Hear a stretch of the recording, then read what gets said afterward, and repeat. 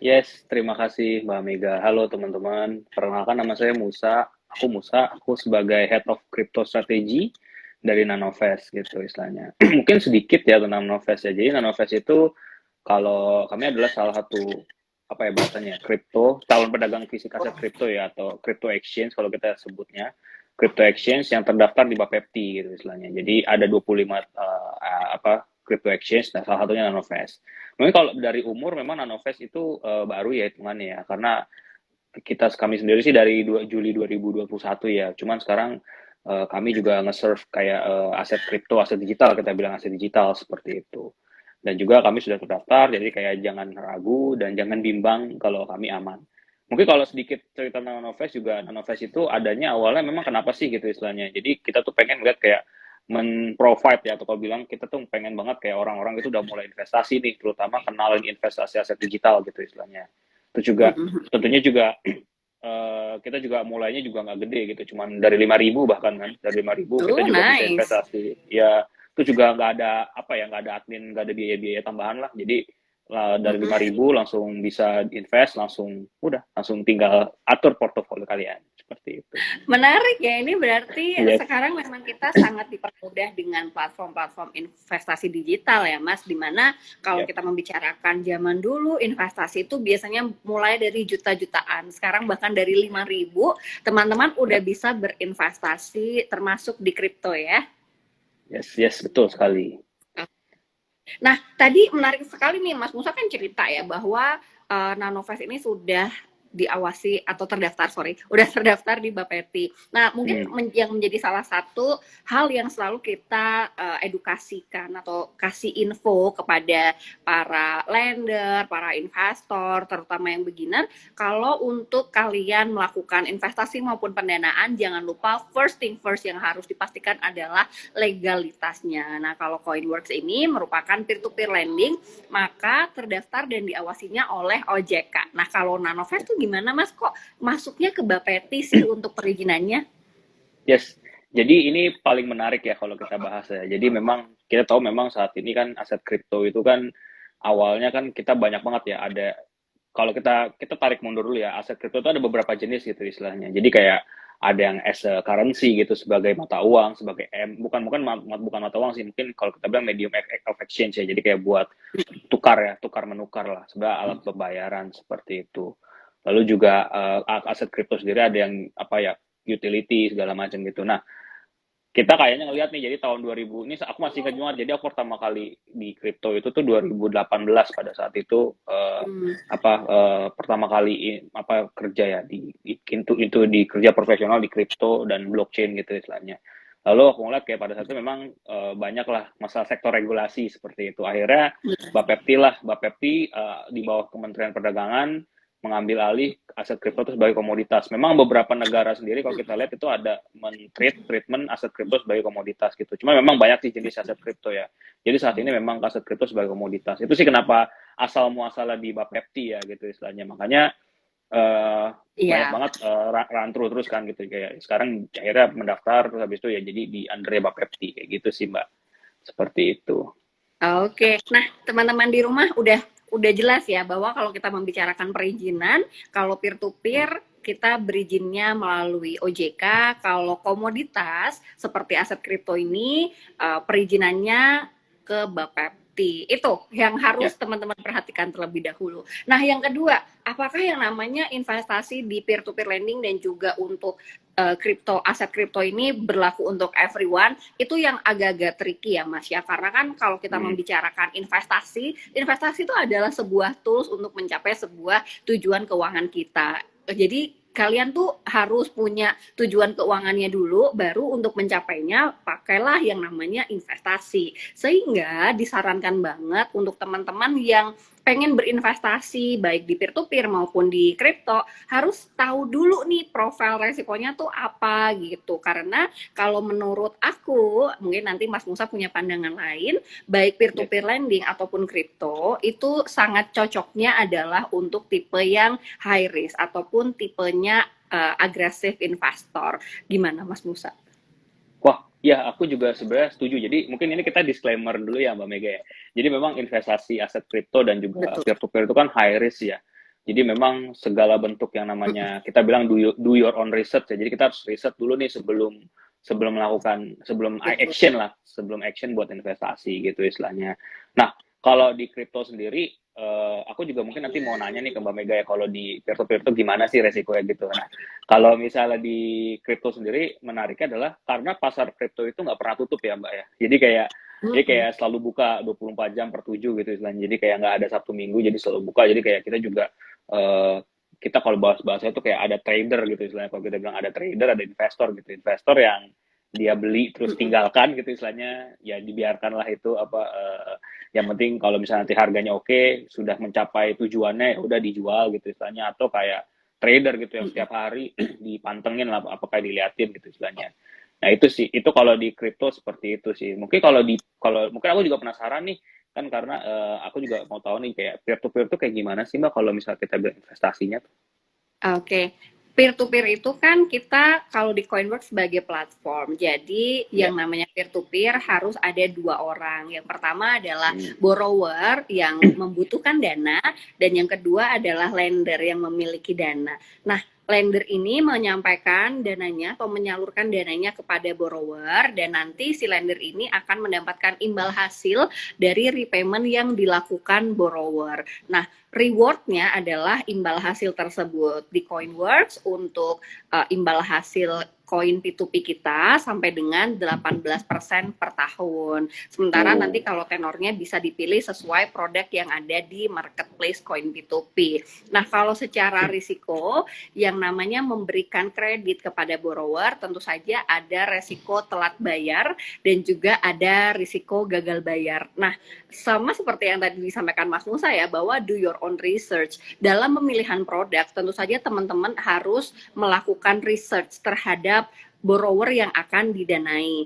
Nah, kalau untuk Coinworks sendiri penyaluran pinjaman kita hanya untuk pinjaman produktif. Jadi dana dari teman-teman lender akan disalurkan kepada borrower yang ingin mengembangkan usahanya, bukan memulai ya, sudah punya usaha terus mau mengembangkannya. Nah, ketika ada resiko late repayment atau telat bayar dan juga resiko gagal bayar, itu tentu saja bisa diantisipasi apabila teman-teman sebelum mendanai membaca dulu fund fact sheet-nya. Nah, di Coinworks itu Mas ada fact sheet yang akan melekat kepada masing-masing pinjaman dan di fact sheet itu teman-teman bisa menilai apakah perusahaan yang akan didanai ini memiliki bisnis yang bagus, memiliki keuangan yang sehat juga. Nanti jangan lupa juga untuk dibanding-bandingkan dengan perusahaan lain dan juga sesuai dengan grade-nya ya. Kalau di Coinworks itu kan kita kasih bantuan berupa informasi grade atau informasi analisa dari Coinworks itu sendiri. Mulai dari grade A yang minim resiko sampai dengan grade E yang resikonya tinggi. Sehingga kalau ditanya how peer-to-peer lending works atau how we earn money from peer-to-peer adalah dengan memberikan kredit kepada borrower yang ingin mengembangkan usahanya dan juga lender pada akhirnya akan mendapatkan imbal hasil dari dana tersebut. But still, untuk teman-teman yang ingin mendanai produk peer-to-peer, do your own research, baca-baca fund fact sheet supaya paham seperti apa kondisi keuangan dan juga potensi bisnis dari borrower yang akan didanai. Wah, iya menarik tuh. Lumayan kayaknya kalau misalnya aku punya udah ada usaha mau coba. Oke, mungkin Bisa banget ya untuk yes, pengajuan pinjaman ke yes, Coinworks. ya.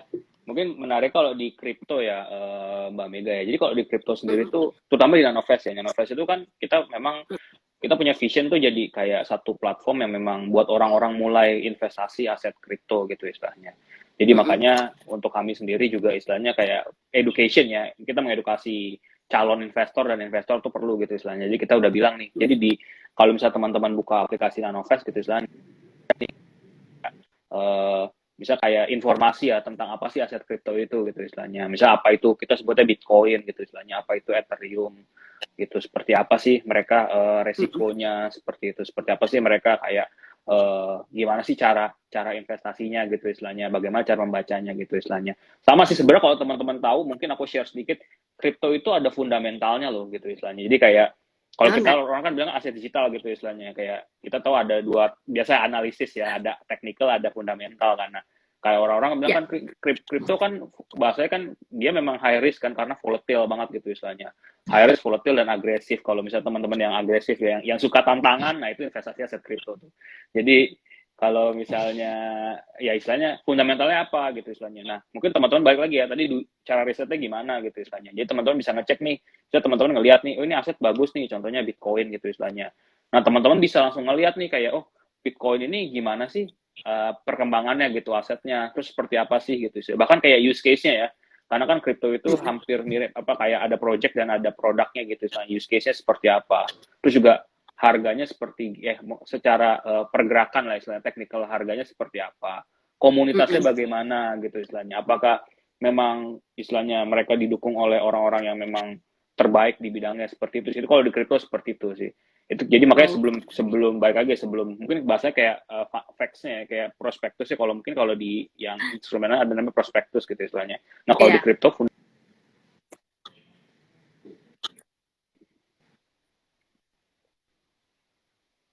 Oke, nah Mas, kan menarik nih ternyata peer-to-peer dan juga kripto, kita sama-sama punya acuan ya untuk lebih memahami ya. produknya. Nah, tapi kalau dari kita sendiri nih Mas, untuk mencari tahu cara mitigasi resiko ketika berinvestasi di kripto itu seperti apa? Karena kalau di peer-to-peer, kita pasti akan punya beberapa mitigasi plan gitu untuk meminimalisir dari resiko. Yes. Jadi yang pertama, memang kalau di kripto itu kan kita istilahnya semangatnya itu kan semangat desentralisasi ya. Kalau kita bilang desentralisasi itu apa sih? Jadi kita semangatnya kayak di dalam diri sendiri gitu. Jadi makanya semua decision terkait dengan investasi itu dari diri dari individunya gitu istilahnya. Jadi makanya mantap-mantap lah istilahnya seperti itu. Jadi kalau memang kita belum tahu profil resiko kita kan, misalnya kayak aduh kalau misalnya kita rugi 1 juta gitu atau kayak rugi 10% gitu istilahnya, kira-kira kita gimana ya gitu istilahnya, kita masih kepikiran nggak bisa tidur gitu misalkan, berarti kan kita ada profil tadi apa risk profile atau profil resikonya kita kan. Cuma kalau misalnya memang mitigasi dari awal seperti itu. Nah, jadi exchange seperti apa gitu istilahnya, karena di Bapepti sendiri ada peraturannya sih. Jadi misalnya contoh kita tuh melihat, misalnya contoh kayak kejadian-kejadian yang kemarin lah, kalau kita tahu, kita open aja gitu di dunia kripto kan berlakunya global gitu istilahnya. Misal ada satu project kripto yang ada masalah, misalnya, dan itu cukup besar projectnya dan ternyata ada masalah, lalu semua semua yang memang terkait dengan project itu terdampak gitu istilahnya. Makanya dari Pasti. Bapepti sebagai apa ya, sebagai regulator memang udah ngasih nih customer protection seperti apa gitu istilahnya. Dan di Nanovest sendiri kita ada namanya kayak kita ada tim yang memang khusus yang info ke kripto itu. Jadi kita ngecekin nih kripto-kripto yang project-project yang memang oke gitu istilahnya, memang bagus gitu. Yang memang layak kita perjualbelikan gitu, yang kita exchange gitu. Itu kalau di Nanovest Hmm. seperti itu. Dan juga makanya Hmm. dari situ kita akan memberikan edukasi, makanya edukasi kan kayak ini kripto seperti ini nih sekarang nih gitu istilahnya. Ini condition harganya seperti ini, Iya, volatilitasnya seperti ini gitu. Makanya di Nanovest sendiri kita ada ini sih, ada kayak I see. lebih mengedepankan edukasi karena kan high risk banget nih seperti itu. Mm-mm.